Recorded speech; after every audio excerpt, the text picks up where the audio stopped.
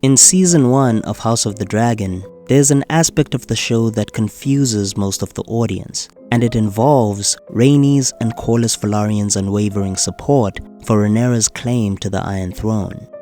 Despite Rhaenyra's history of undermining and disrespecting her alliance with the Velaryons, her biggest allies, these past grievances seem to be overlooked in the season finale. That girl is holding the realm together at present. Every man standing round the painted table urges her to plunge the realm into war.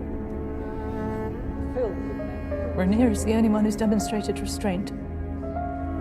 Rhaenys' declaration of support for Rhaenyra, and even her convincing her husband to also support her, very much contradicts the numerous slights and betrayals Rhaenyra has inflicted upon her family. For example, Rhaenyra's affair with Ser Harwyn, resulting in illegitimate children, is plenty of reason for Rhaenys and Corlys to doubt their allegiance to her. Marriages are significant political alliances in Westeros, and the fact that Rhaenyra dismisses hers with Laenor is a huge slight towards the Velaryons. Not only does Rhaenyra have an affair with another man, Harwyn Strong, but she also has illegitimate children with him, Jacaerys, Lucerys, and Joffrey. This is a huge insult to the Velaryon house.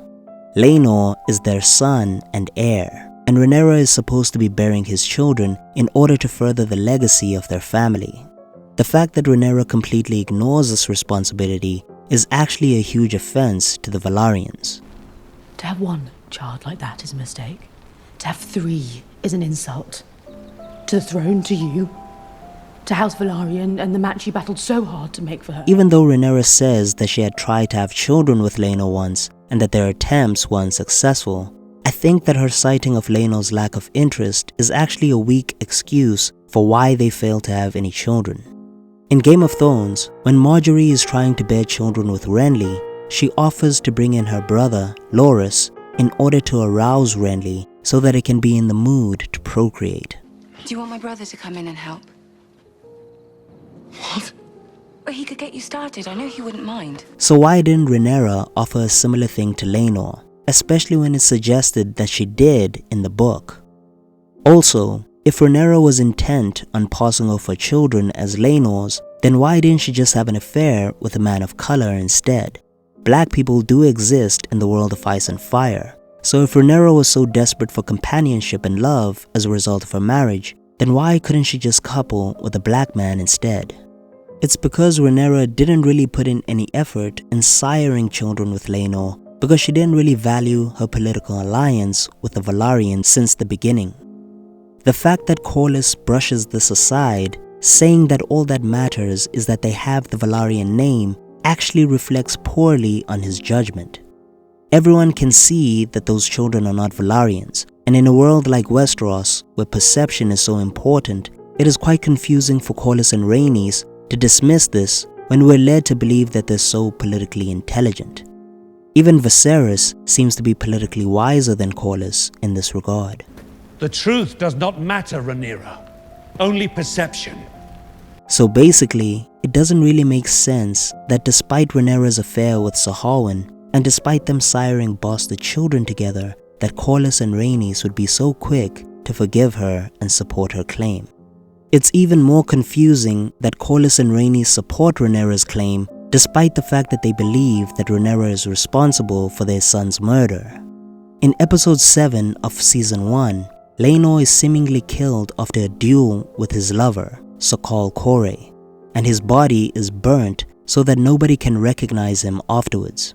We see that Ser Corlys was bribed by Daemon in getting the job done, but then it is later revealed that the whole thing was a ploy to get Laenor to run away to Essos and be free of his political duties. However, Rhaenys and Corlys are completely unaware of this ploy, and they truly believe that Rhaenyra and Daemon murdered their son in order to advance their own political interests. They don't know that Laenor is still alive. Therefore, it doesn't make sense for them to be so forgiving of Rhaenyra so quickly in the story.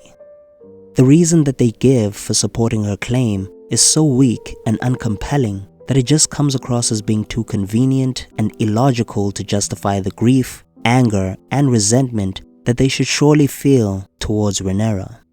The impression that it gives is that either they never truly cared about their children in the first place, or that the moment was rushed and that this alliance is yet to be justified in a proper way. In fact, it doesn't even make sense why Rhaenys wouldn't actually side with Alicent given the compelling terms that the Greens present her with. Alicent points out that the Velaryons' alliance with Rhaenyra has bore them nothing but pain and suffering, and that Rhaenyra's cause is ultimately hopeless because the realm would never accept a female as a monarch. This is something that Rhaenys herself actually believes, because in previous episodes she said as much to Rhaenyra. Men would sooner put the round to the torch than see a woman ascend the Iron Throne. Therefore, when Alicent tells her the same thing, it makes no sense for her to not truly consider that statement as being truthful and likely to occur. The realm will always choose a male monarch over a female, and Rhaenys knows this as well from her own experiences seeking the throne. This predicament, coupled with the fact that Rhaenyra is inexperienced in governance and that she has caused her family so much misery and pain, should be enough of a reason for her to consider Alicent's offer over Rhaenyra's. The show just presents things as though Rhaenys supports Rhaenyra simply because she admires her form of leadership, even though Rhaenyra hasn't really shown any strong leadership qualities as of yet. I mean, what has she truly done that is of political significance other than to retrieve the dragon's egg from Daemon in episode 3? Since then, Rhaenyra has made political blunders after political blunders.